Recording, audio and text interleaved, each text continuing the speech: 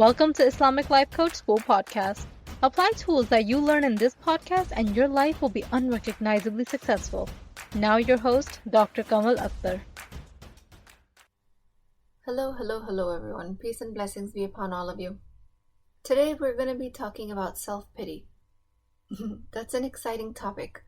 As I usually tell you guys, emotions created in this world are useful.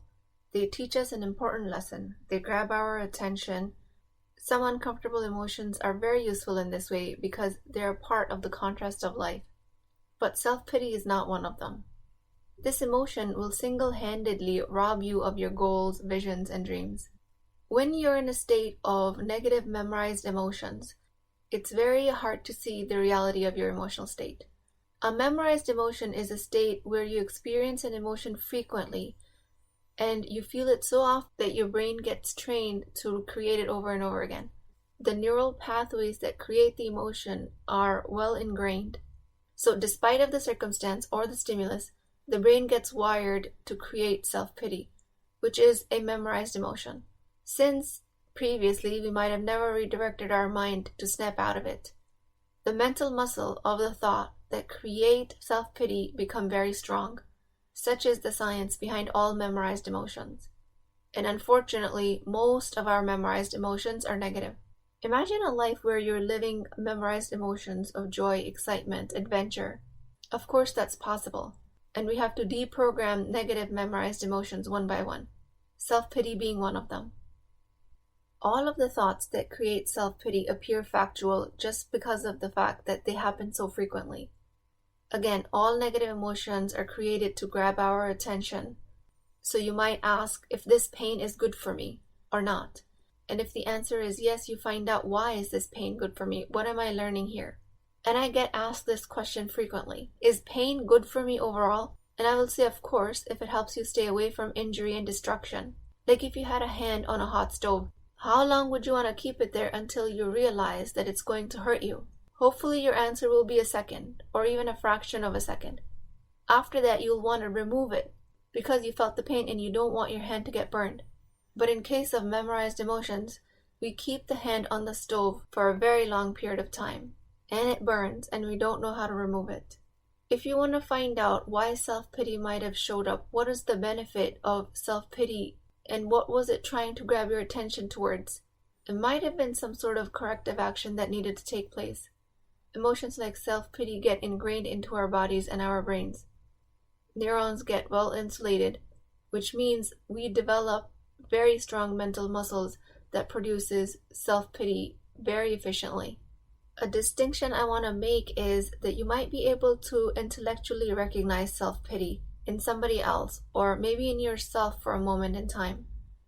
But to actually see it happen within you day in and day out and be able to separate it from yourself becomes very difficult, especially if you're going through this now. You might have a tendency of dismissing it quickly in the judgment of it, and you will not have the time to recognize it because just this recognition will be uncomfortable. But the self-pity itself, on the other hand, will feel very comfortable and familiar, and that will seem factual. There's a great overlap between self-pity and depression, especially in the medical society, and rightly so. Some people that are suffering from depression present with feelings like they can never be happy, which is why they cannot see the joy in themselves, or they think they don't even deserve the joy, in which cases antidepressants are appropriate. But many times it happens that people get medicated because of exogenous causes of depression, which leads to continuous self-pity. So let me take a little time describing the difference between endogenous and exogenous depression. This differentiation was first made by Abu Zayd al-Balkhi, polymath and scholar of the Golden Age of Islam. He wrote great works on psychology, which are currently being translated by Muslim scholars, and we found out that he was the first ones to distinguish between endogenous and exogenous depression, which can be defined as internal cause of depression versus an external cause. Endogenous depression or internal cause of depression can have genetic causes, where there is a neurochemical imbalance, which cannot be fixed without medication.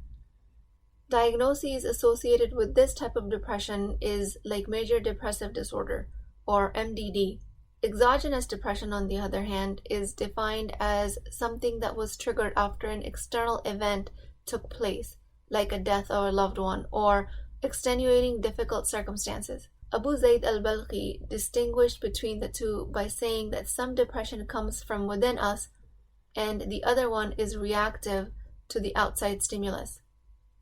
So why am I talking to you about scientific definitions of depression in this podcast, which is related to self-pity?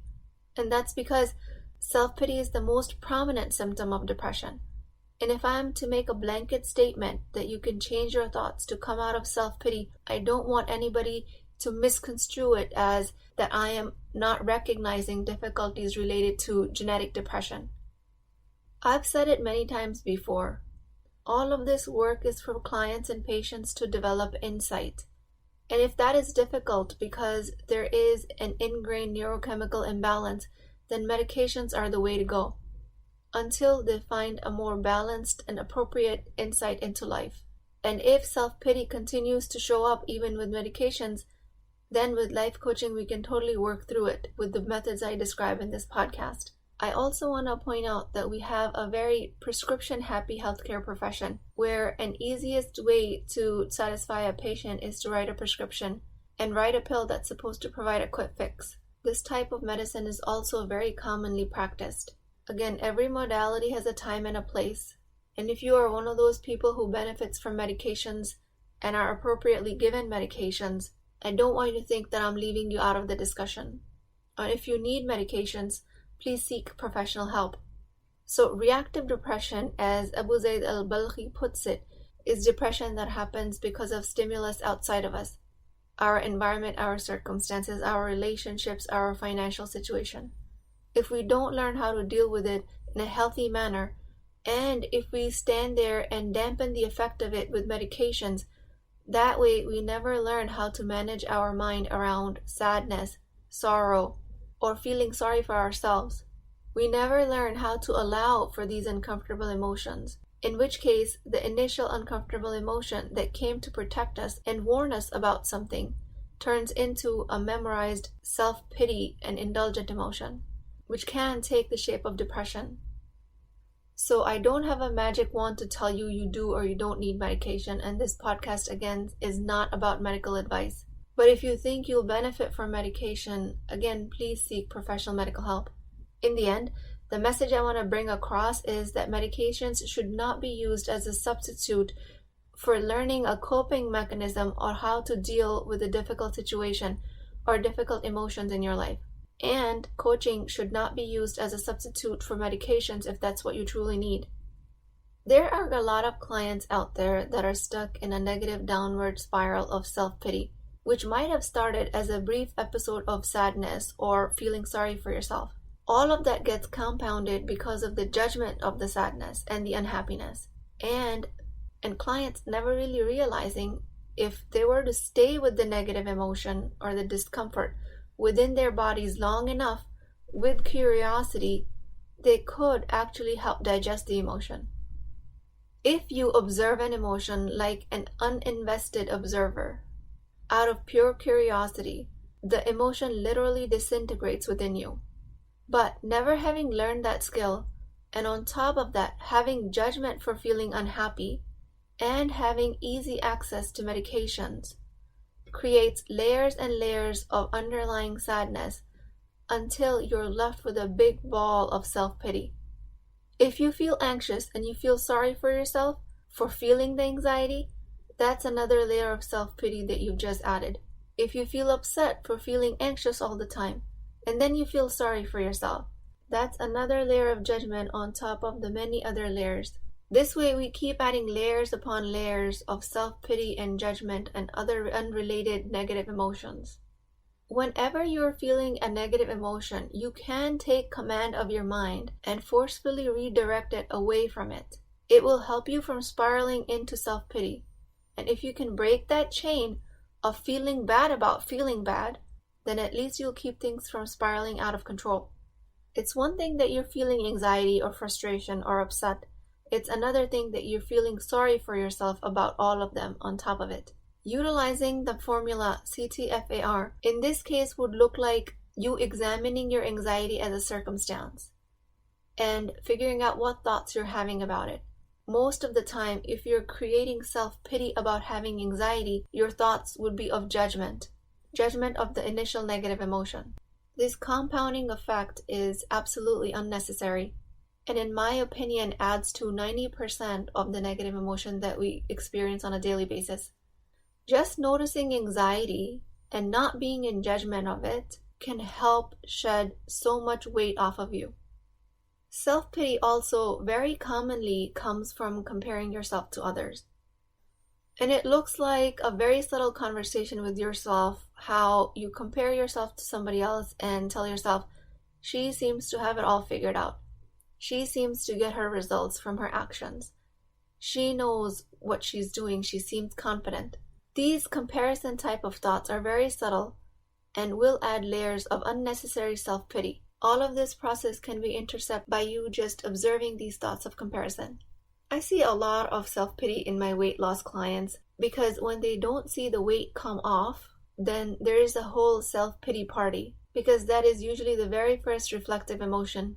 In which case, I get to help clients do a whole bunch of self-reflective exercises and help them understand that since they didn't reach their weight loss goal, they immediately went to self-pity. And it's possible that their weight loss journey did not match somebody else's journey, but it did teach you what you were supposed to learn about managing your mind, which is, if you don't get your results, you don't have to resort to beating yourself up or feeling sorry for yourself. This meta skill of managing your mind is the real lesson here. Weight loss will come in its own good time.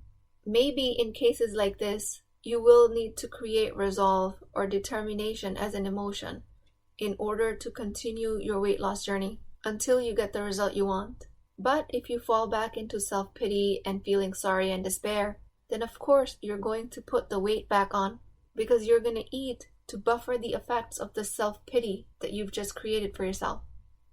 Even for me, when I'm trying to create something that's halfway more challenging than I thought it would be, self-pity creeps in so subtly.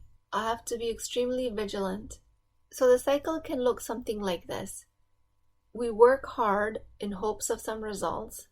If we don't see the results, we fall into self-pity, which ensures that we don't take any action, which absolutely ensures we never get our results. That self-pity pretty much seals the deals in these cases. You are guaranteed to not get any results. At this point, if you're still not convinced that you're in self-pity, just be aware that this is a very sneaky emotion, and you don't even know that you're feeling it. You might just think to yourself, I just feel bad about the situation. Again, there might be some times where you want to quit your actions towards a result that you decided, and this you do out of awareness and intention, either to change course or after an evaluation process when you realize what you're doing is not working. This type of changing course or evaluation or reconsidering of your action, you will never do out of self-pity. If you imagine self-pity as a fuel, as feelings are the fuel to all of our actions, self-pity will only fuel inaction, quitting and giving up, and not out of awareness, but out of despair. You will not be choosing consciously to give up. The self-pity will be doing it for you. If you're even having a hard time following through with your decisions, and you might not see that as a consequence of self-pity, and you might just be blaming that things are not happening, but just be curious if there's a component of self-pity there, because if you quit, you will be feeling sorry for quitting, but instead, what the brain offers is it hides the self-pity and suggests that the world is rigged against you. It doesn't let you identify self-pity because then it would have to face the discomfort of having to admit to being an imperfect human being, and then you will have to get to cleaning up that mess. A lot of times these sentences sound like this. Poor me, can you believe this happened to me? Why and how does it always happen to me? Self-pity thrives in learned helplessness. But luckily, since as it is learned, it can be unlearned through neuroplasticity, through modifying the pathways of your brain by changing one thought at a time. If you're still having difficulty getting in touch with self-pity with yourself, try imagining how horrible it feels when somebody else feels sorry for you. and see if you can reproduce the same feeling with some conscious thoughts. Try and learn the sensations of your body and pay exquisite attention to them and label them. And over time, you will learn to label them when your brain is creating them at a later time. And instead of thinking that life owes you something, the business should start working immediately, other people should be helpful to you, all of this type of thinking will create self-pity, and it needs to change immediately.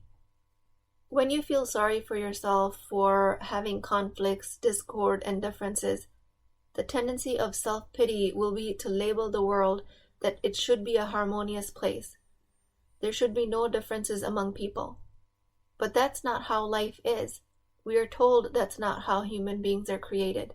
We are told we are created differently, so we can learn from each other.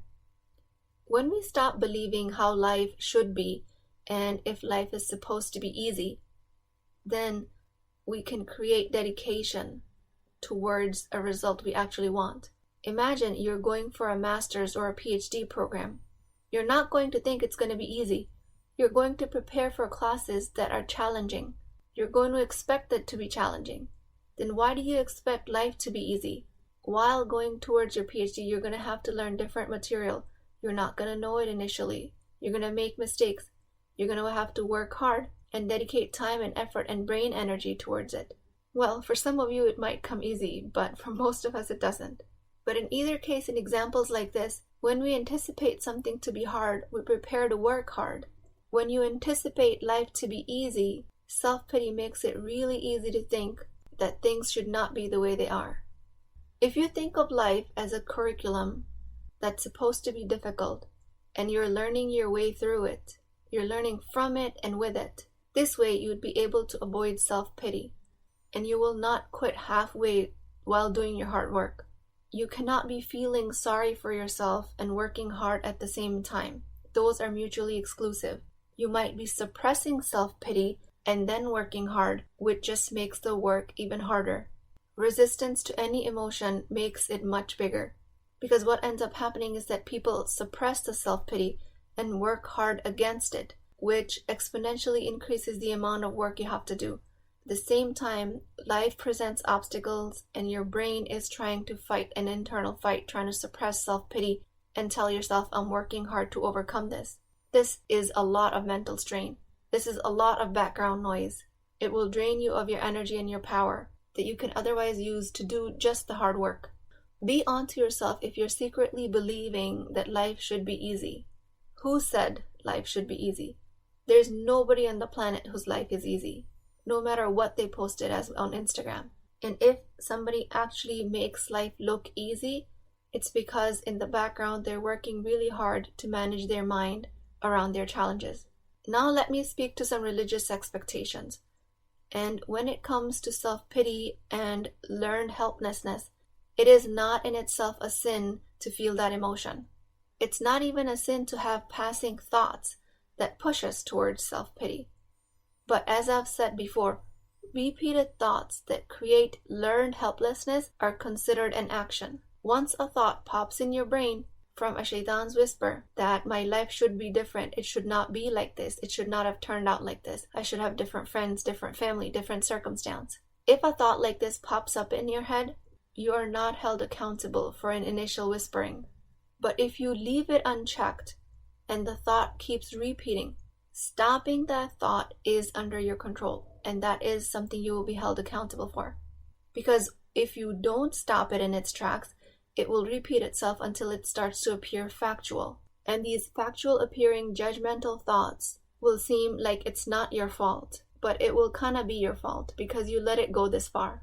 If it is happening to you, just take the responsibility of observing your thoughts and releasing them into the falsehood they are.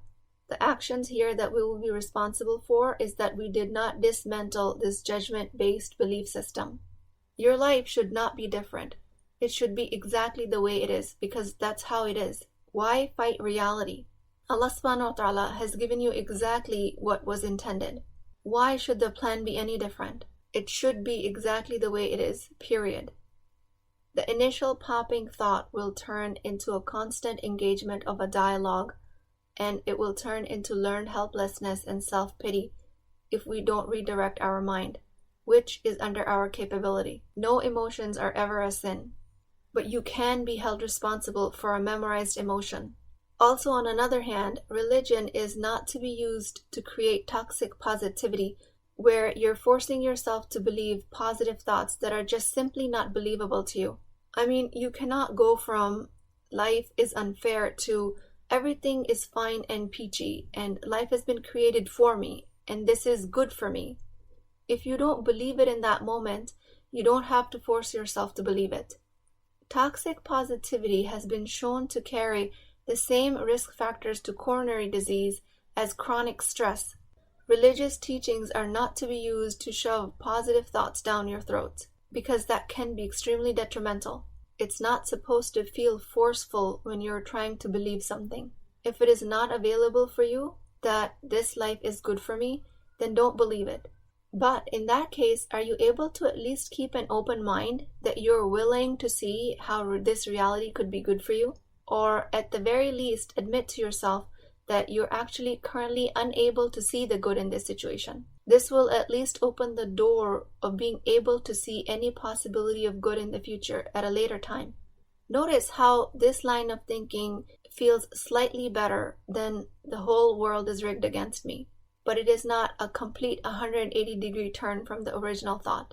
I am willing to believe there might be something good in this for me, but I'm not quite there yet. If you're willing to say that I'm yet to see how this is good for me, how this was meant for me, all of this might be more available to you and thus make a much more difference than trying to believe something that is unavailable to you. Decide what you want to believe and practice with small increments, small thoughts that feel slightly better than before. And to get there, you might want to create any sliver of excitement, joy, dedication, motivation. Anything that leads you to a small effort or a small action. Any incremental improvement in your thoughts will clean up all the judgment and the memorized emotion of self-pity. If not immediately, then definitely over time. Keep taking small action steps. Keep noticing the subtle differences where you feel better within your body. You don't have to force yourself to believe an extremely positive thought. Don't let religion be a license to create toxic positivity. That is not what Islam is for. Whether you immediately believe a positive thought, or you're taking small steps to get there and giving yourself room and grace, in either case, ask for forgiveness, because no method is perfect. We collectively as a human species are wired to overlook our mistakes. So when we don't know when we're making mistakes, it is within our capacity to continue to ask for forgiveness and always ask for Allah's protection and ask for protection from self-pity. Make strong decisions today about what you don't want to feel anymore and work hard to release them. I decided a long time ago for myself that I was never going to feel self-pity or sorry for myself. A second spent in self-pity is a second too much for me. Time is too valuable to create unnecessary emotions. And that, of course, coupled with the power of prayer and dua. In our religion, we're told to compare ourselves to somebody who is better than us in their righteousness or in their good deeds and their faith. Then, at another hand, we're also told that whenever we're in despair, we should look at people who have less than us. If we can't find anything good in our lives, at least we can focus on the fact that I can walk or that I have clean water. This type of teaching might seem contradictory at face value, but there is an extreme depth to it. Islam is teaching us flexibility of thought. Compare upwards when it serves you and when it helps you to reach your spiritual, financial, or fitness goals. Don't compare upwards when you feel jealous or inadequate or less than the other person. There is no thought police that's monitoring what are you using your thoughts for. You can upward or downward compare however it serves you. Maybe it helps you to downward compare when you're having a hard time. You're not finding shoes that are matching with your outfit, but at least you have shoes. Some people don't even have feet. You are allowed to compare yourself to others in a way that serves you, the way it helps you eliminate your self-pity. There is no contradiction in the teachings of Islam. It actually just creates a lot of freedom of thought. Anyway, you can create feelings that lead to constructive action, to gratitude, that leads to creating a value of faith rather than disbelief. Any of these methods are encouraged. With that, I thank Allah subhanahu wa ta'ala every day for having this beautiful design and for giving us our intelligence to create these beautiful emotions. I thank Allah for giving us insight into our memorized emotions. I seek protection against indulgent emotions out of negligence of the inner self. I ask Allah subhanahu wa ta'ala for His help in being able to recognize when I am in despair or self-pity and I'm not understanding it and I'm just not seeing it. I seek Allah's guidance if we are on a path that is not optimal for us, that He redirects us and He guides us on the right path. I ask strength against negative memorized emotions that feel good just by the token of familiarity. O Allah, protect us against the whispers of shaitan and guide us towards the right path. I seek Allah's forgiveness and protection against the emotions like self-pity. Please keep me in your du'as. I will talk to you guys next time. If you're interested in getting coached by me, I'm offering a very affordable opportunity to do that with Wisdom Wednesdays. This is not a course, not a lecture. This is an opportunity for live coaching, real change with Islamic adab and etiquette. You do not need more information. You actually need a space to create change. At $19.99 a month, which is the price of takeout dinner, you as a Muslim woman will create confidence, intimacy, and connection without shame or fear of judgment, because your privacy is my highest priority. So join at www.islamiclifecoachschool.com, resources, Wisdom Wednesdays. I'll see you inside, inshallah.